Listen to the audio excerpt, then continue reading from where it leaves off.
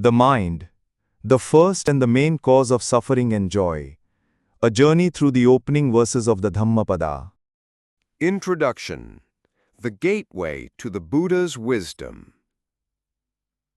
In the timeless verses of the Dhammapada, a sacred text revered by millions of Buddhists, the very first two lines hold profound spiritual truth.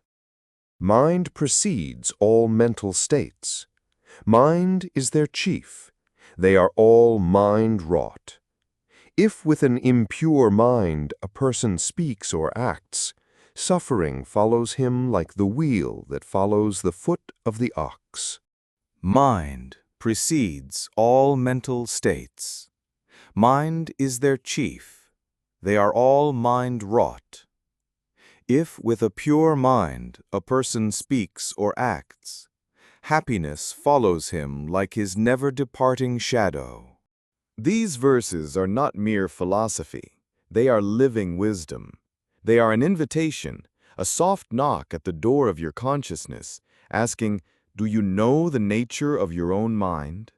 Let us embark on a spiritual journey, guided by these two verses, to understand how the Buddha revealed the essence of all suffering and liberation through the nature of the mind. 1. Mind is the forerunner, understanding the first law of inner life. Every action, every word, every thought, what gives them life? What gives them shape? The Buddha answers, the mind. Before there is a word, there is a thought. Before there is a deed, there is intention. The mind is the fountain from which all experience flows. Just as the seed precedes the tree, the mind precedes all realities we encounter. If the seed is poisoned, the fruit will be bitter. If the seed is pure, the fruit will nourish. This is the central insight of the Buddha. The world we live in is not outside. It is a projection of our own inner states. 2. Impure mind, the root of suffering.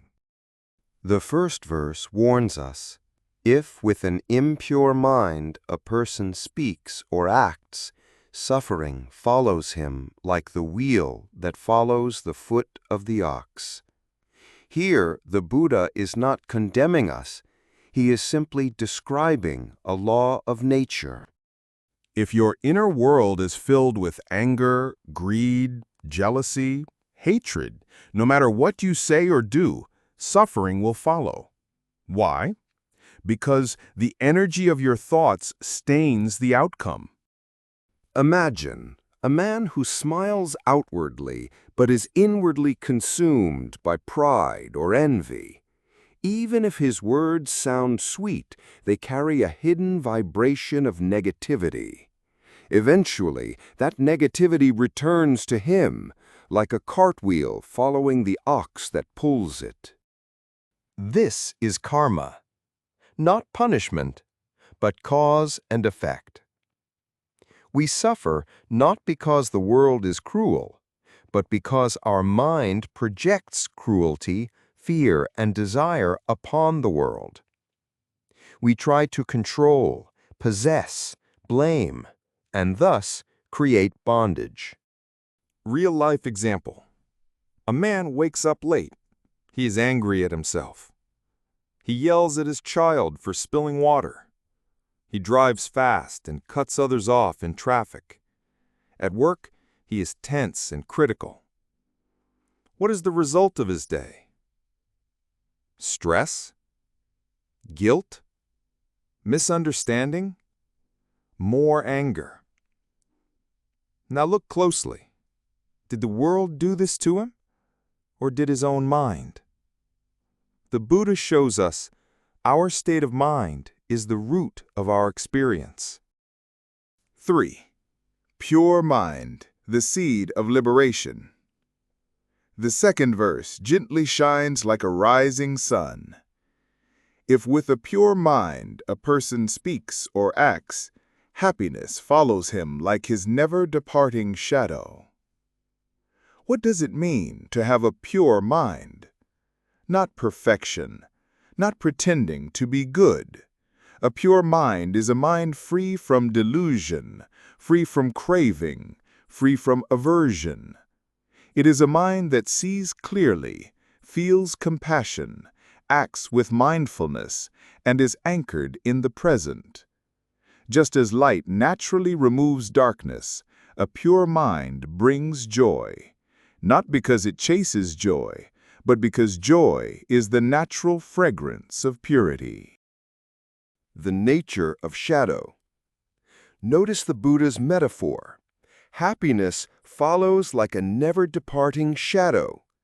It doesn't mean life will have no pain, but even in pain, a pure mind knows peace. Even in uncertainty, it knows trust. Even in death, it knows the eternity of truth. Such happiness is not the thrill of gain, but the serenity of inner freedom. 4. The mirror of the mind. What you see is what you are.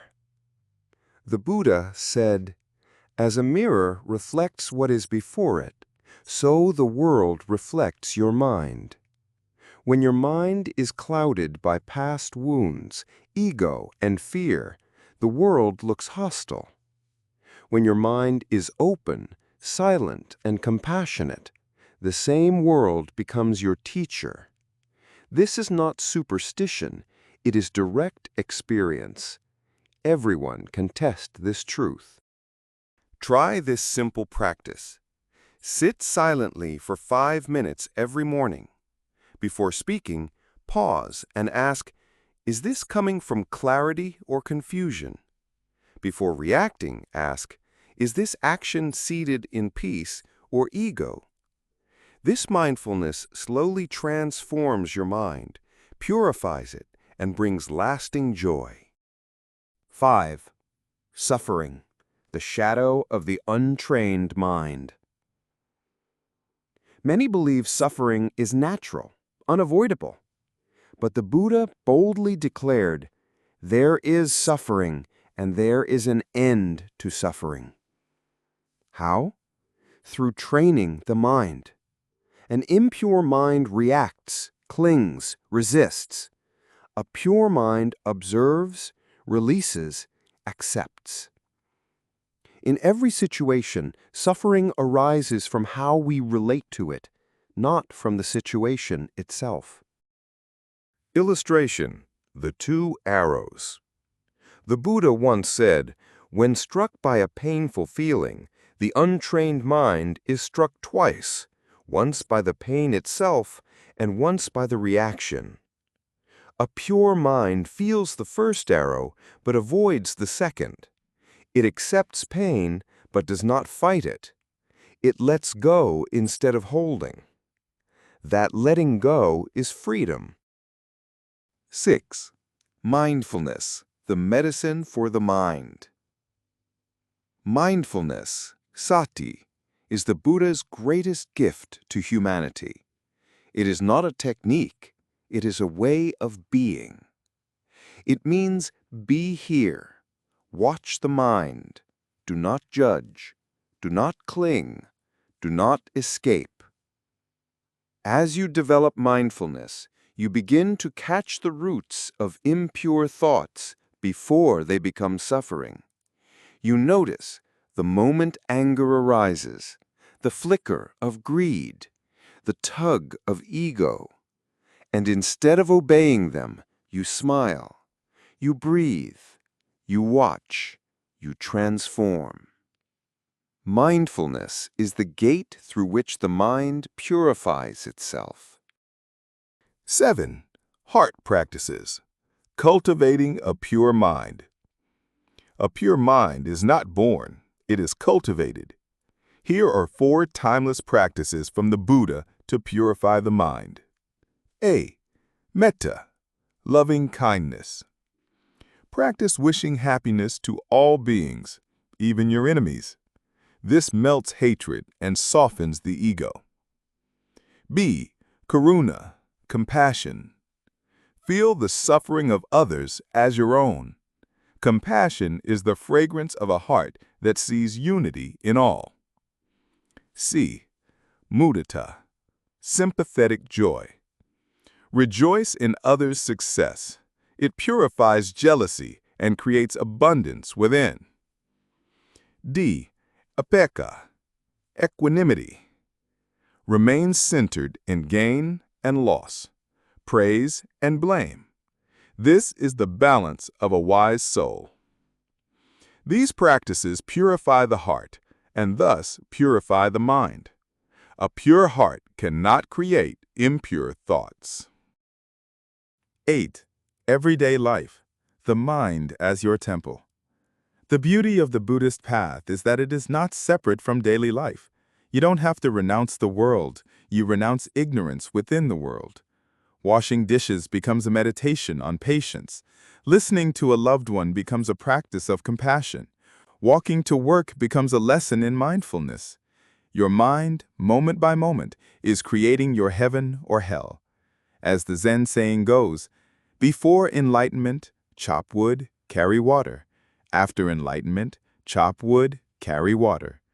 Only the mind has changed, and therefore everything has changed. 9. From reaction to response, the evolution of consciousness. The impure mind reacts, driven by habits, emotions, and survival instinct. The pure mind responds, guided by awareness, intention, and love. Reaction is mechanical. Response is spiritual. As you train your mind, you begin to notice this difference. A harsh word no longer triggers anger, but curiosity. Why is this person suffering? A disappointment no longer breaks you, but teaches you. What was I clinging to? This is the beginning of awakening. 10. The inner revolution. Why these two verses matter more than ever. In today's world of information, distraction, and ego, these verses shine brighter than ever. They remind us, your reality begins in your mind. Purity of mind is not a luxury, it is survival. Happiness is not found, it is created from within. Imagine a world where even 10% of people truly practiced this. Wars would diminish, greed would soften, compassion would rise. This is the revolution the Buddha began, not outside, but inside. And it begins again with you. Conclusion. You are the sculptor of your world. These two verses are not just teachings. They are a mirror, a challenge, and a blessing. They whisper, you are not a victim. You are not helpless. Your mind is the master. Clean it, and the world shines. Poison it, and the world burns. Choose wisely. The path begins now. Let this be a turning point. Not a dramatic change, but a gentle one. One breath, one thought, one act of mindfulness at a time. As the Buddha taught, just as the wheel follows the ox, just as the shadow follows the body, so do your actions follow your mind. May we all choose the path of the pure mind. May suffering dissolve in the light of awareness. May happiness be our never-departing shadow.